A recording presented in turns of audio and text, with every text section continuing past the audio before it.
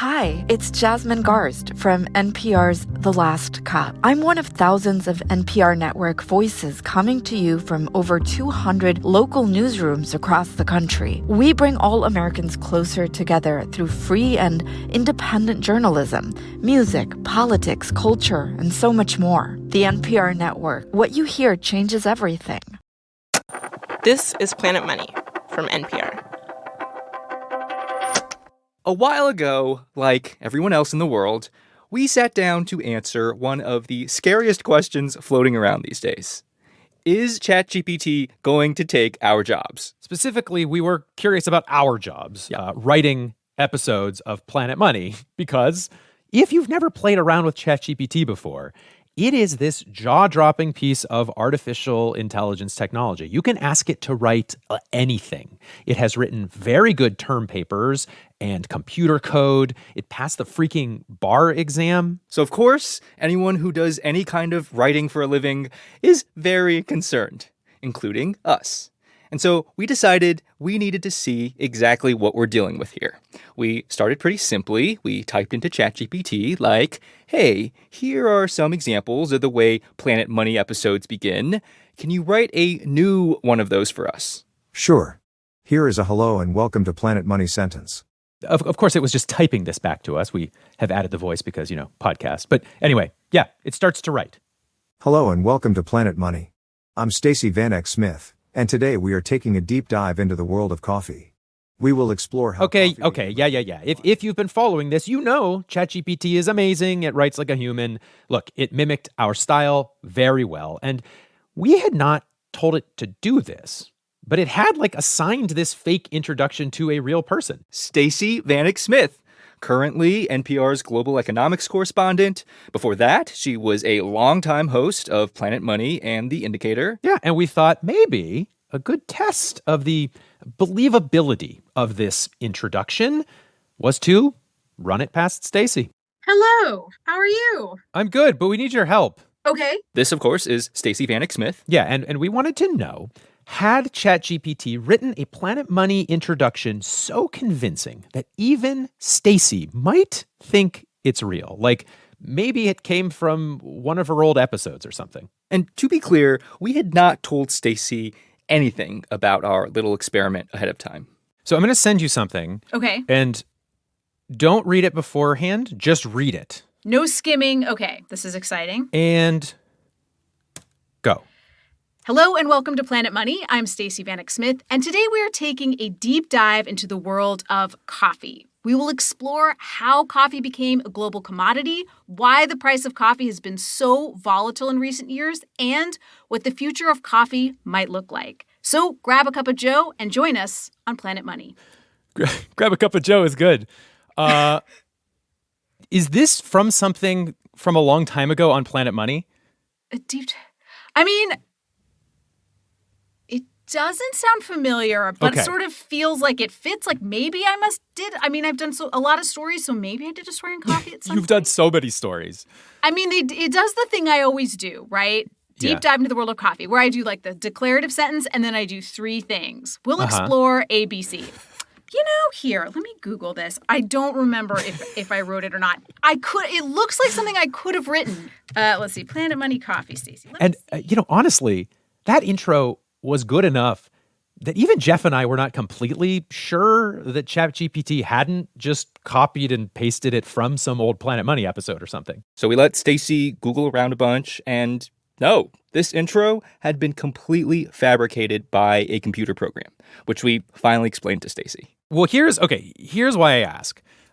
This is the first prompt that we got back when we started playing with ChatGPT, telling it to do Planet Monies for us. Did a bot write this? The machines wrote it? The machines wrote it, and Stacey had to admit, It's pretty good. And it was eerily easy to read, which means it was written in my voice. Would you have written the kicker here, which is, so grab a cup of joe and join us on Planet Money? I would never, ever write grab a cup of joe and join us on Planet Money, but I feel like that is something that someone might write in their first or second radio script. Do you know what I mean? Oh, you think it's like learning? Yes. It's like in the sci-fi movie when like the little thing, the creature emerges and it looks so cute and you feed it little pieces of chicken and then all of a sudden it's like the size of a car and it eats you. It might be coming to eat us. I think that's pretty reasonable. I bet it could write a Planet Money script. I mean, and you know how hard those things are to write. Whose job can't it do? Hello and welcome to Planet Money. I'm Jeff Guo. And I'm Kenny Malone. And we have seen automation come for jobs in agriculture and manufacturing and customer service. But conventional wisdom has been that there is a line that the machines would never be able to cross into quote-unquote knowledge work. Well, seemingly overnight, ChatGPT made that line very, very blurry. And so today we begin a new series here on Planet Money where we are going to try and figure out just how blurry that line has gotten. Specifically for us, personally. We are going to see if we can somehow get the machines to not just write a little introduction, but to do our entire job, everything. Do our research for us, interview real human sources, pull everything together in a creative, entertaining way. All of these tasks that we were hoping were uniquely human tasks that couldn't be automated. So this is going to be a series. We're going to have 3 parts. And you know what?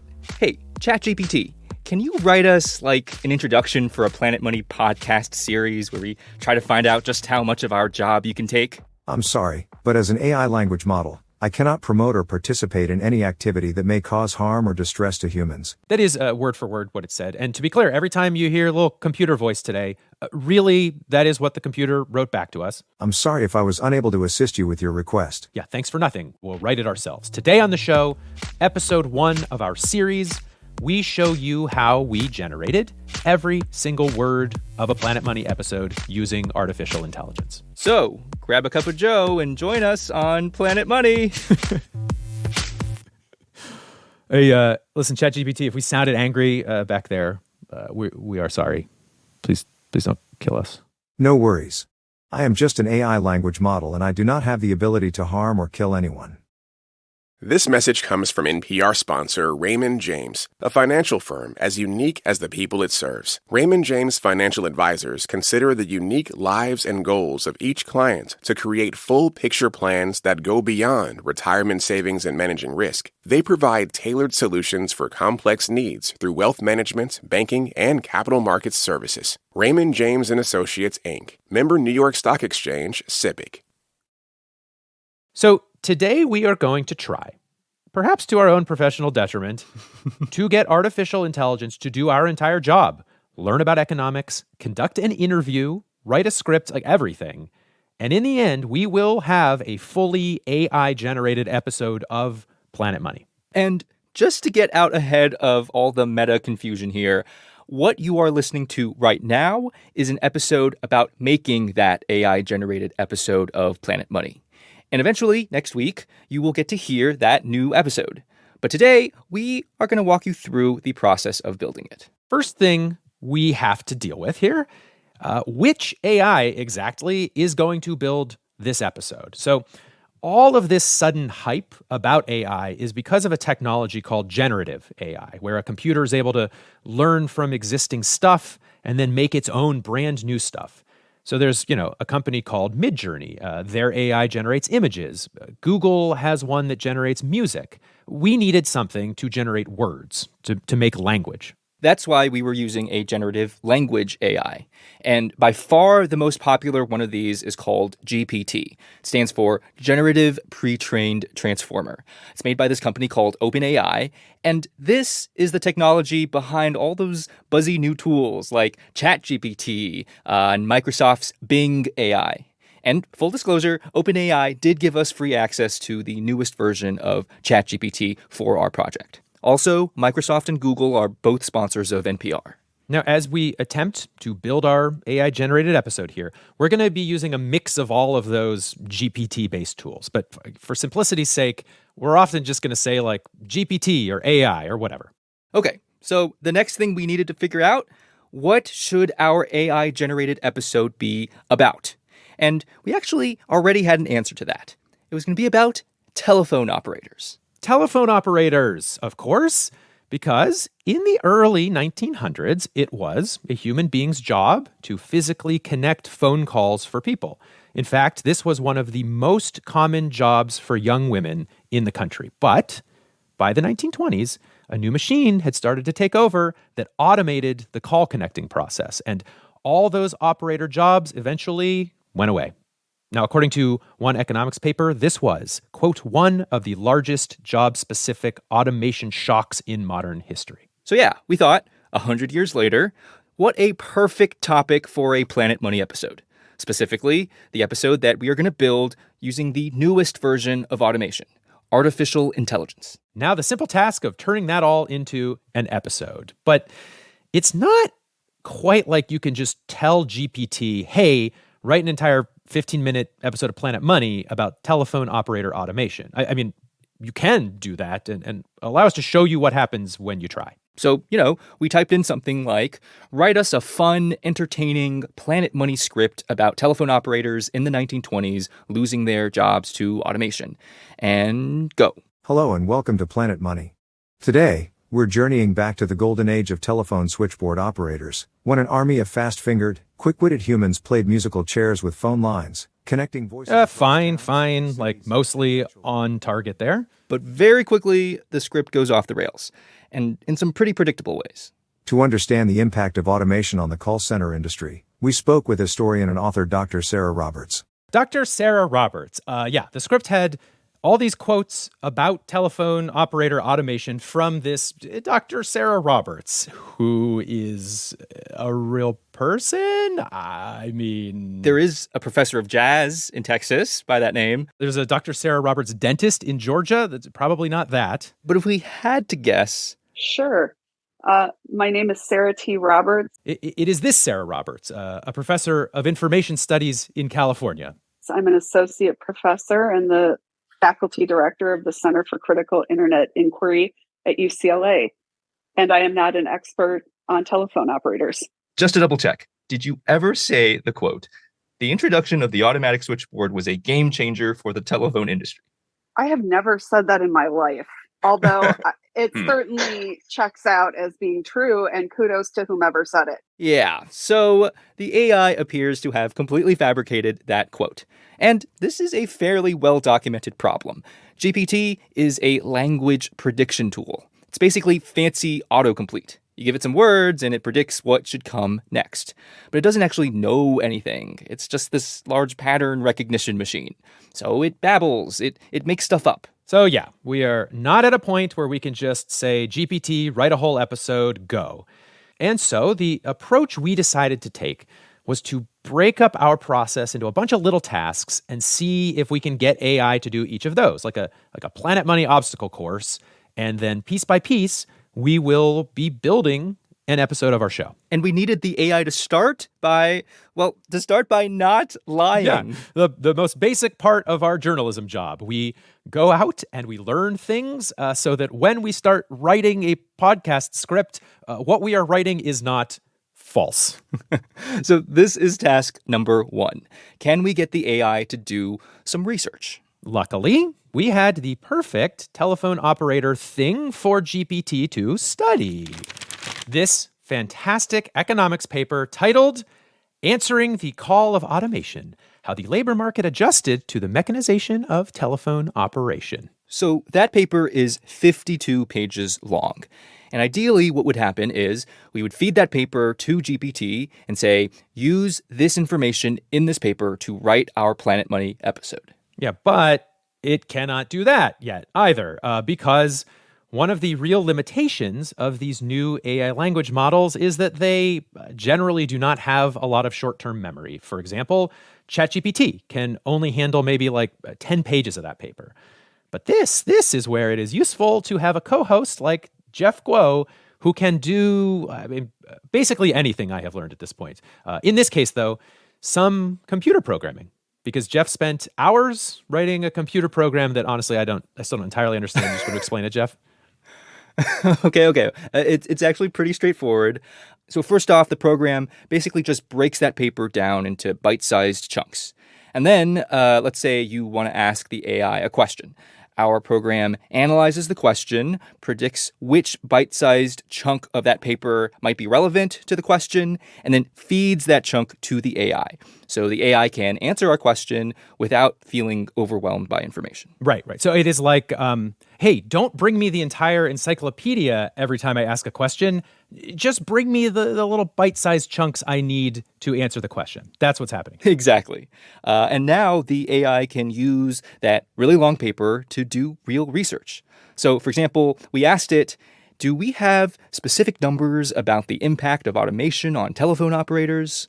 So, after a city switched to mechanical operation, the number of young women employed as telephone operators immediately and permanently fell by 50 to 80%. And we went and checked the paper, and that is exactly correct. And it's kind of amazing. It's like, if I don't want to read this whole paper, I can now just interview the academic paper through GPT. Like, hey, what kind of women worked as call operators? Also, please answer like a Jeopardy contestant. Who were young, white, American-born women aged 16 to 25. Correct. Again. So, this is the research part of our job. And check, GPT is now doing it. We had a working, not lying version of the software. But, of course, our job is not to interview papers. We need to interview real people in order to build a Planet Money episode. So our next test of GPT, could it do our interviews for us? I'm Dan Gross, a professor at Duke University's Fuqua School of Business. Dan is one of the two authors on that paper we've been talking about. The other? I'm James Feigenbaum. I'm a professor in the economics department at Boston University. Now, you should know, dear listeners, that we had let Dan and James believe that this was a regular old Planet Money interview. What they did not know was that the 5 questions we were about to ask them, they were completely generated by GPT. Yeah, we had told the AI, write 5 interview questions that would help an audience understand this academic paper. And we were going to just read those questions word for word to these academics. And Jeff and I were a little nervous, to be honest, because would they figure this out? And if they did, were they going to be mad at us? But for the sake of science, we had to do this experiment. Well, let me just start. What motivated you to study the automation of telephone operation in the early 20th century? How did you collect and analyze the data for this project? Well, when we kind of look over the span of history and we think about what are some examples of episodes? Okay, we're thinking so far so good. Yeah. Like these AI-generated questions, they're getting us some pretty decent quotes from these experts. Yeah, and then Jeff asks the next question. The young women who were telephone operators or who would have been operators in the absence of automation. Yeah, no, so I think it's a great question. And Jeff and I are shooting each other a look like, that was funny. Did you hear that? Did you just compliment GPT's question? And as we keep asking these AI-generated questions, it happens again. It's a great question, right? And again. Again, a good question. Ed, look, sometimes people are just trained to say good question. We thought perhaps that is what's happening here. Until towards the end of the interview, there was this question about the future of automation. Yeah. So Dan starts talking to us about AI and the kinds of jobs it might replace. But he goes out of his way to reassure us. He says, you two, Kenny and Jeff, AI probably won't be coming for your jobs. That AI won't be able to ask a question as incisive as the one you just came up with. So perhaps you're safe. Wait, hold on. I have to jump in. Are you aware of what's happening? Because AI 100% generated all of the questions that we asked you.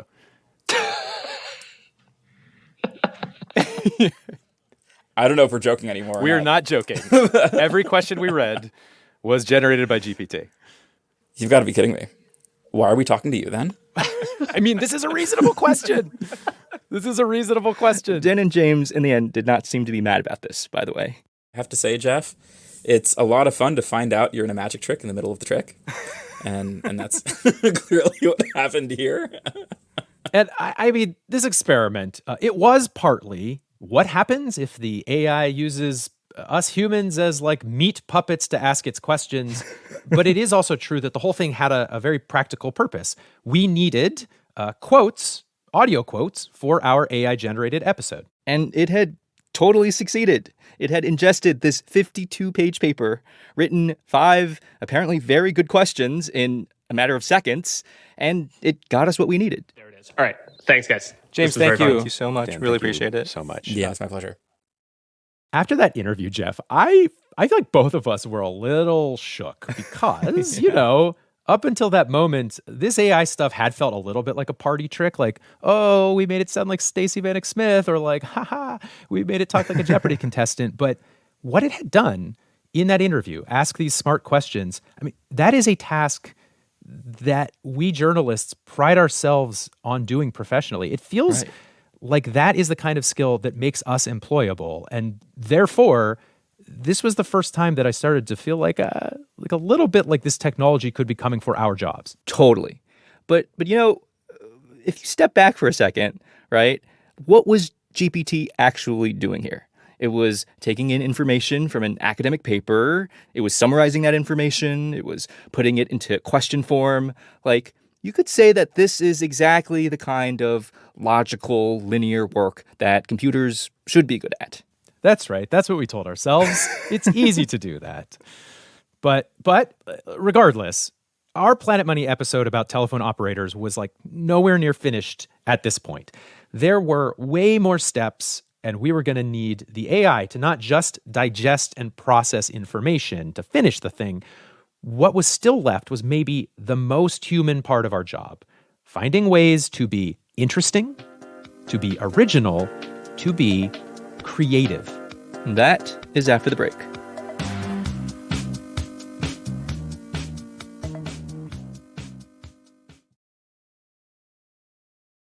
So if it sounds like all this stuff we've been doing, like punching in commands and receiving output, if it sounds like that's just magically happening at the press of a button, no.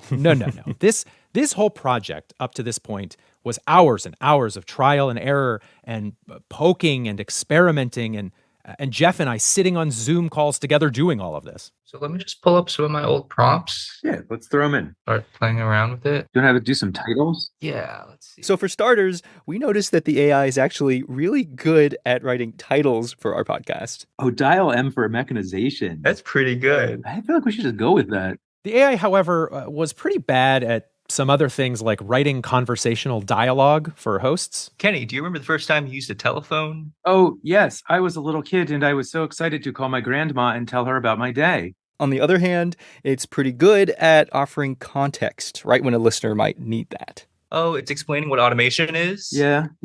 Automation is when machines or computers take over tasks that were previously done by humans. That's better. But on the other hand, very bad at jokes, if you even want to call it a joke. Here's another one. What do you get when you cross a phone with a rooster? I don't know. A wake-up call. So bad. Anyway, as we're futzing with this for hours and hours, here are a few takeaways. Like, one tip is if you need a specific tone out of the computer, you can tell it to role play. So like, hey, GPT, talk to me like you're a really smart economist, or talk to me like you're a really charming podcaster. Another thing to note is that sometimes with like particularly complex tasks, it would just refuse to do the task. Oh, it didn't write anything. It's not coming out. Have you tried unplugging it and plugging it back in, Jeff? But weirdly, we learned that sometimes it helps to write it an encouraging note. Try harder and do better. You got it. I believe in you. All right. Oh, it did it. It worked. Now, after weeks of this kind of stuff, we had produced all of these little elements that would eventually make up our Planet Money telephone operators episode. The AI had written a good title, a decent introduction, an explanation of the academic paper. Yeah, and we had even been able to feed ChatGPT a transcript from our interview with the academic paper authors. GPT told us which quotes to use for our episode. But before we assembled all of those parts into the final product, there was one more problem to solve. And it is a problem that we encounter almost every time we make an episode. And that is, can you take all of this information and make it fun? So this was our final challenge. We asked the AI basically, like, what could we add to this episode that would also add some fun? are there any more exciting ways for our podcast to convey some of this information? And, as always, it had an immediate answer.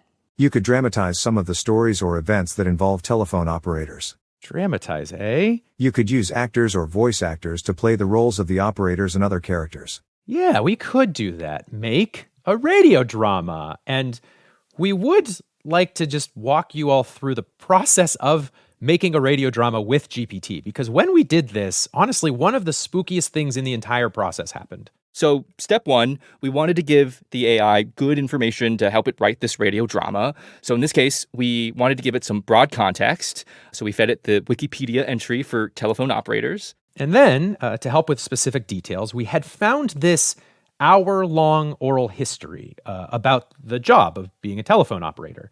And then we took that oral history and fed that into the computer and said, like, okay, let's try your idea for how to add some fun. Go ahead and write us a radio play. Sound of phone ringing. Operator answers. Hello, this is Ethel, the telephone operator. How may I help you? Caller says. Hi, Ethel. This is Alice from the general store. It's an emergency. And it's this whole radio play. GPT gives Ethel, our main character, a proper narrative arc. There's this opening scene where Ethel saves the day. Oh dear, what happened? My husband cut his hand with a saw. It's bleeding badly. Don't worry, Alice. I'll get you through right away. And then conflict appears. The phone company shows up and tells Ethel that her job is going to be automated. I'm sorry, ma'am, but your job is no longer needed. But this is my life. This is my community. How can you just take it away from me? I'm sorry, ma'am. It's not personal, it's progress. And then it ends on this surprisingly poetic note, where Ethel says farewell to her operator's switchboard. Goodbye, old friend. You've been good to me. Sound of picking up phone. Ethel says, hello? Hello? Is anyone there? Silence. Hello? Silence. The narrator says, there was no one there. End. Scene. Oh, poor Ethel. It's a good little radio drama. But the thing that really blew us away was a realization about where the name Ethel came from. Yeah. At first we were like, maybe the AI had just picked the name Ethel because it sounds, old-timey. I mean, good choice if so, but no, because we went back to the research materials that we had fed the AI. And remember, one of the things we'd put in was a pretty long oral history. Now, I had skimmed that oral history, and I had not noticed this. But, in fact, yes, there was a mention, not very many times, of some person named Ethel. And here, let us just play some of the audio that mentions Ethel. Ethel M. Kinney, who was the last telephone operator. Ethel M. Kinney, the last telephone operator. She was from this tiny town in Oregon called Shaniko, and again, only mentioned 2 or 3 times in this entire 60-minute oral history. And yet, the AI seemed to figure out that this was the most interesting character to write this play about, this last remaining operator in some small town. That is a great creative choice. And look, we generally understood the way GPT works, super-powered autocomplete, right? But in this case, it had looked at, hundreds and hundreds, maybe thousands of words, and somehow figured out the most interesting way to tell a story from within those words. This is where my brain starts to break. It feels like it had just made a creative choice. I don't know what else to call that. Totally. And we loved Ethel. Loved. But also, the radio drama was supposed to be the fun element in this episode we're building. And it was a little earnest for maybe Planet Money taste. I don't know. Yeah. But no problem. One thing we've learned about GPT is that it has an endless capacity for generating new content. So it could give us access to entire multiverses of Ethels. Yeah, all we need to do is just tell it, run it again and tweak a few things. So, make Ethel in a rom-com now. Yeah, or make it an international murder mystery. Yeah, or the idea that we ended up liking, since this is, after all, a radio drama about the robots coming for poor Ethel's job, we said, why don't you turn this into science fiction like The Terminator? And go. You see what's writing at the bottom? Oh my God, greetings. I am from Pacific Telephone Company. I am here to terminate you. Terminate me? Do not resist, human. It is futile. You will be terminated in 3, 2. Oh my God, there's a gunshot. Oh my God. Oh, too far. Wait, do you see what happened? Did it get too murdery and it cut it off? It like deleted it. So it generated a radio play in which an automaton killed a phone operator and then it deleted it. Yeah, so now we lost it forever. So, yeah. On one hand, it's good that the brand new artificial intelligence tool appears to have recognized that murdering our fictional telephone operator was maybe not great. On the other hand, it was responsible for fictionally murdering poor Ethel in the first place. So, I don't know, Jeff, call it a wash. Don't feel great about it. But no worries. We just kept giving GPT notes, and it kept generating infinite versions of our radio drama until we ended up with the perfect, not murdery, sci-fi radio drama to include in our AI-generated Planet Money episode. And that was it. We had all the pieces we needed to build a Planet Money episode. We told GPT, put everything together, and boom. We had it. The first Planet Money episode written completely by artificial intelligence. And Jeff, I think we should just read this AI-generated script here right now. Yeah, let's do it. All right, so I want everybody at home to just pretend you've clicked on a whole new Planet Money episode, and here's what you would hear. This is Planet Money from NPR. Kenny, listen to this. What do you hear? I hear a phone waiting for me to dial. What is the big deal here? Now listen to this. What do you hear? I hear a phone telling me that the line is busy and I have to try again later. So what? And now listen to this. Your call, please. Operator, get me Armbruster. What do you hear? I hear a voice asking for a number. Who is that? That, Kenny, is the voice of a telephone operator, a person who used to be the key to making a phone call, a person who could connect you with anyone in the world, a person who had a job that millions of women did and then lost. Hello and welcome to Planet Money, and you're going to have to wait to hear the rest of this. But it's all here, I promise. It's got the interview with our economists. It's got the radio play.